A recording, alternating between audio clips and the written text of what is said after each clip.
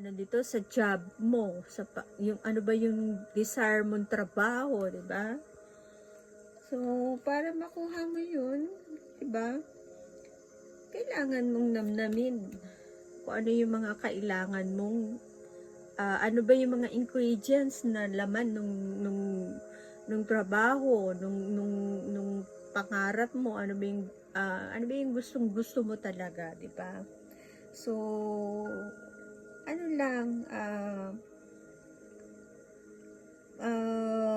lang, hinay-hinay lang. Huwag niyo pong, kumbaga, para makuha niyo, halimbawa, nag-a-apply, gusto niyo makapasok kayo sa pagiging construction, edi aralin mo lang muna kung paano maggumawak ng martilyo, ganyan, joke lang.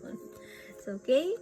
So, what do you desire? Pag-isipan mo, i-write down mo para malaman mo kung ano talaga yung pinaka gustong-gusto mong mangyari para ma-help.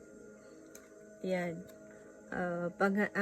Namnamin mo yung pagkain para makuha mo yung balance. Okay? So, today, July 7, this is for you. Happy birthday. And hopefully, resonate ito sa sitwasyon mo ngayon. Bye! Thank you for listening and watching.